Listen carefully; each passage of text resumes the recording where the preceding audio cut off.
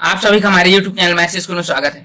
आज की क्लास में हम बीबीटी थ्योरम के बारे में जानेंगे, जो आपके प्रश्नावली 2 को सॉल्व करने के लिए बहुत ही इंपॉर्टेंट है। इसे थेल्स थ्योरम भी कहते हैं या आप इसे आधारभूत समानुपातिक प्रमेय भी कह सकते हैं। तो चलिए आज की क्लास को स्टार्ट करते हैं। अगर क्लास आपको पसंद आए प्लीज एक लाइक जरूर करना और चैनल को अभी तक सब्सक्राइब नहीं किया तो सब्सक्राइब कर लेना। तो देखिए यहाँ पर बीबीटी थ्योरम का जो स्टेटमेंट है कुछ इस तरह से है।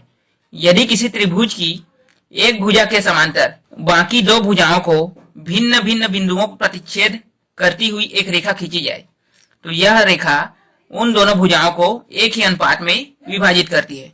इसको ड्राइंग से समझते हैं। तो देखिए हमने यहाँ पर एक ट्राइंगल लिया है। यहाँ पे थ्योरम में बोला गया है कि अगर किसी भी एक भुजा के समांतर मान लेते हैं बीसी के समांतर एक रेखा खींची जाए तो क्या करेगा, जो बाकी दो भुजा और बचेंगे उसको समान अनुपात में विभाजित करेगा। यही प्रमेय में बोला गया है। यहाँ पर एक बीसी के समांतर एक लाइन ड्रॉ करते हैं।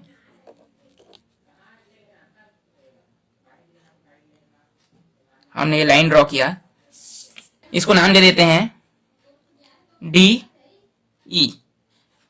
तो ये जो रेखा है बीसी के समांतर वो आपके ए डी और डी बी, ए ई और ई सी, इसको दो समान भागों में बांट रहा है। तो इसको हम लिख सकते हैं ना, A D upon D B is equal to A E upon E C. यही आपका बीबीटी थ्योरम है। इसी को हमें प्रूव करके बताना है। तो हम इस थ्योरम को प्रूव करने से पहले जो इसकी जो प्रॉपर्टीज है उसको पहले जान लेते हैं। तो यहाँ पर अपना जो पहला प्रॉपर्टीज है वह है त्रिभुज का क्षेत्रफल।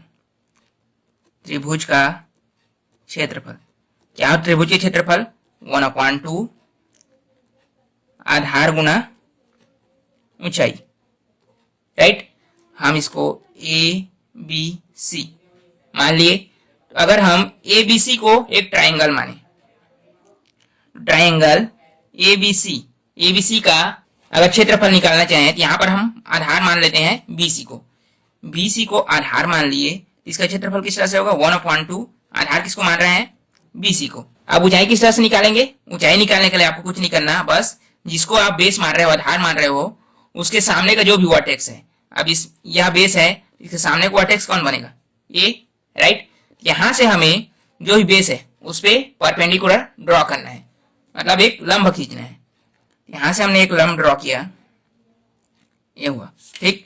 हम इसको मान लेते हैं एम, ओके। तो अब ये क्या हो जाएगा? मल्टीप्लाई ऊंचाई, ऊंचाई क्या बन गया? A M. यह हो गया आपका त्रिभुज का क्षेत्रफल। अब देखते हैं एरिया ऑफ ऑब्ट्यूज ट्राइंगल किस तरह से निकालेंगे। अगर हमारे पास ऑब्ट्यूज ट्राइंगल है, क्षेत्रफल तो उसी तरह से निकालेंगे जिस तरह से यहाँ पर निकालते हैं। क्षेत्रफल क्या हो जाएगा आपका? क्षेत्रफल तो वही रहेगा 1/2 आधार गुना ऊंचाई, राइट। पहले तो इसका नाम दे देते हैं ए बी सी। अगर हम ए बी सी को एक ट्राइंगल लें, ए बी सी को एक ट्राइंगल ले रहे हैं, इसका जो क्षेत्रफल है और आधार यहाँ पर मान रहे हैं हम लोग बी सी को, तो 1/2 आधार क्या हो गया? B C. लेकिन ऊंचाई किसको लें? यहां से देखिए इसके सामने का जो वर्टेक्स है ए, तो यहां से हम डायरेक्टली बी सी पर तो परपेंडिकुलर ड्रॉ नहीं कर सकते ना, यहां से हम लंब इस पे ड्रॉ नहीं कर सकते। इसके लिए हम क्या करेंगे, जो बी सी आधार हमने माना है, बेस माना है, उसको थोड़ा सा एक्सटेंड करेंगे, मतलब यहां से थोड़ा सा आगे बढ़ा देंगे इस तरह से। अब देखिए हमें परपेंडिकुलर कहां ड्रॉ करना था? ए से। तो अब हम क्या करेंगे, यहां से सीधा इस तरह से एक परपेंडिकुलर ड्रॉ कर देंगे। हम इसको मान लेंगे एन, राइट।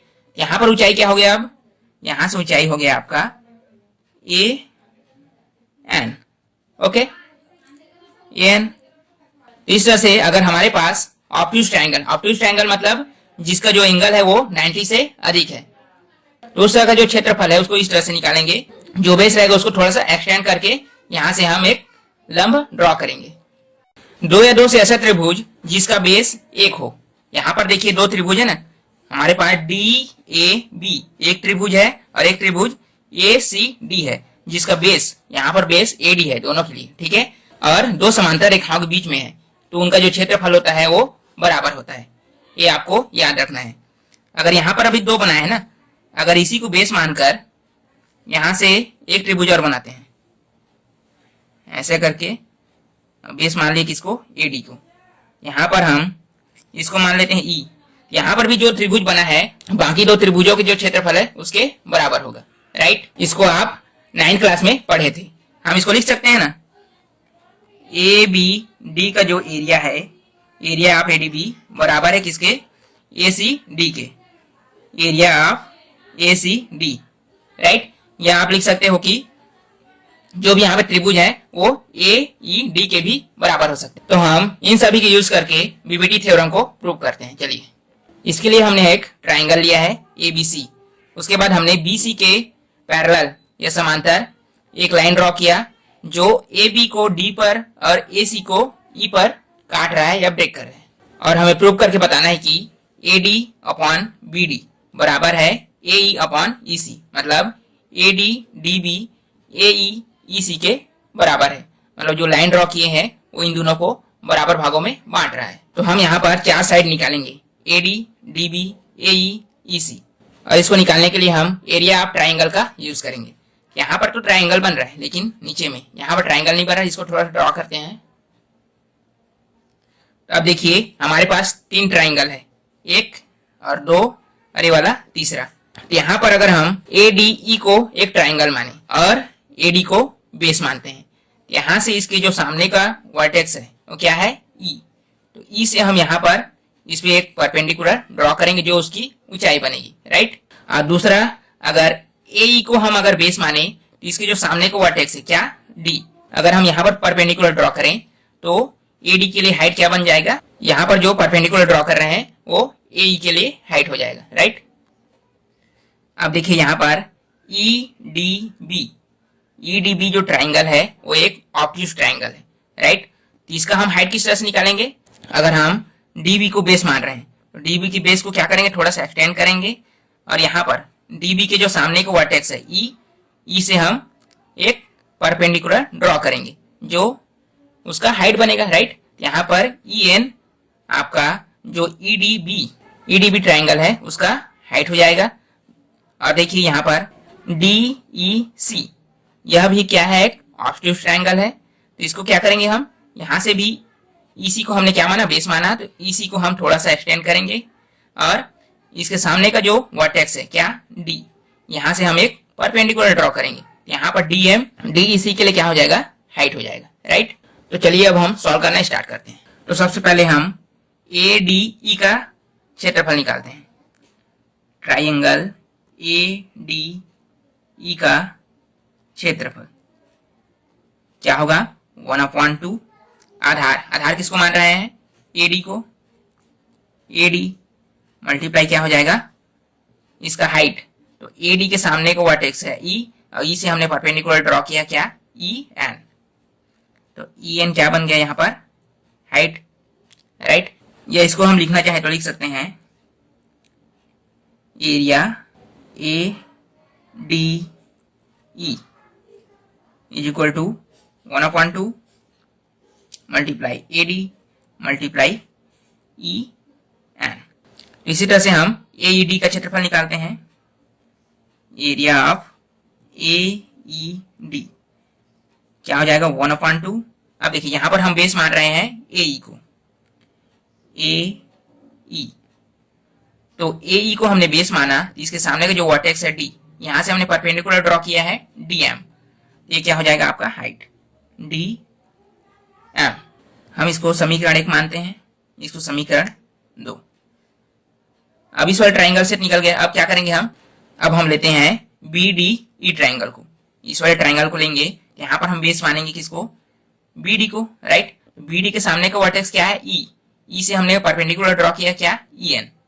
इसका क्षेत्रफल किस तरह से होगा, एरिया ऑफ बी डी हो जाएगा 1/2। यहाँ पर बेस हमने माना है बी डी को, बी डी बेस हो गया और हाइट क्या हो जाएगा यहाँ पर, ई एन, ई एन मान लेते हैं समीकरण 3। इसी तरह से हम डी ई सी को निकालते हैं, एरिया ऑफ डी ई सी, यहाँ पर क्या आ जाएगा 1/2। यहाँ पर हमने बेस माना ई सी को, ई सी बेस हो गया और हाइट क्या हो जाएगा, बेस इसको माने तो इसके सामने का वर्टेक्स क्या है, डी से हमने परपेंडिकुलर ड्रॉ किया क्या, डी एम, राइट। ये आपका हो गया चौथा समीकरण। अब हम क्या करेंगे, समीकरण 1 को 3 से भाग करेंगे और 2 को 4 से, जिससे हमें ये जो हमें प्रूव करना है ना वो रेशियो प्राप्त हो जाएगा। अगर हम डिवाइड करें 1 को 3 से तो क्या हो जाएगा, area of ADE is equal to 1/2 multiply AD multiply EN, right. हम इसको डिवाइड कर रहे हैं समीकरण 3 से, तो समीकरण 3 में क्या है, एरिया ऑफ BDE, अब इसके नीचे में क्या आ जाएगा, पूरा इस समीकरण को उतार लेंगे ना, 1/2 multiply BD multiply EN, right. जो कैंसिल हो रहा है उसको कैंसिल करते हैं।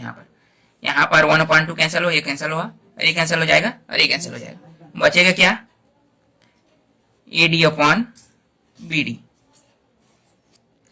या हम इसको लिख सकते हैं AD अपॉन BD को D भी लिख सकते हैं ना, इसको लिख सकते हैं DB, राइट। तथा समीकरण 2 में हम 4 को डिवाइड करेंगे। समीकरण 2 क्या है, area of AED is equal to 1/2 multiply AE multiply DM, right. इसको हम डिवाइड करें चौथा, क्या है, area of DEC is equal to, यहाँ पर नीचे में क्या आ जाएगा, 1/2 multiply EC multiply DM, right. जो कैंसिल हो रहा है उसको कैंसिल करते हैं, 1/2 कैंसिल, ये cancel, DM cancel, DM cancel, बचा क्या, AE अपॉन EC। अब देखिए यहाँ पर हमने पिछले भी डिस्कस किया था कि अगर किसी भी त्रिभुज का बेस सेम हो, किसी भी 2 या 2 से अधिक त्रिभुज का बेस सेम हो और 2 पैरेलल लाइन के बीच में बना हो, तो उनका जो क्षेत्रफल होता है क्या होता है, बराबर होता है। मतलब यहाँ पर अगर BDE का क्षेत्रफल निकालें या DEC का क्षेत्रफल निकालें, क्या होगा, दोनों बराबर ही होगा, क्योंकि यहाँ पर बेस 1 है और 2 पैरेलल लाइन के यहाँ पर बीच में बन रहा है। तो हम यहाँ पर BDE ट्राइंगल के जो एरिया निकाले हैं उसके जगह में DEC को रख सकते हैं, राइट। यहाँ पर हमने लिखा है कि ट्राइंगल BDE और ट्राइंगल DEC एक ही आधार कौन सा, DE पर तथा समांतर रेखा BC और DE के बीच में बन रहा है, तो उसका जो एरिया निकलेगा वो क्या होगा, बराबर होगा। मतलब हम यहाँ पर BDE और DEC को बराबर मान सकते हैं। मतलब इसके जगह में हम BDE लिख सकते हैं। अगर यहाँ पर BDE लिखा है, देखिए ADE अपॉन BDE, ADE इसको DE लिख सकते हैं ना, यहाँ पर हम ADE लिखा है, ED है, उसको DE भी लिख सकते हैं, ADE लिख सकते हैं, ADE upon BDE, ADE upon BDE। तो यहाँ पर दोनों का जो लेफ्ट हैंड साइड है वो क्या है, इक्वल है, तो हम राइट हैंड साइड को दोनों का इक्वल मान सकते हैं। तो यहाँ पे राइट हैंड साइड में क्या है, राइट हैंड साइड में है AD upon DB is equal to हो जाएगा क्या, AE अपॉन EC, और यही हमें प्रूव करके बताना था। आई होप यह जो बीपीटी थ्योरम है वो आपको अच्छे से समझ में आया होगा। तो आज की क्लास को यहीं तक रखते हैं, हम अगली क्लास में मिलेंगे।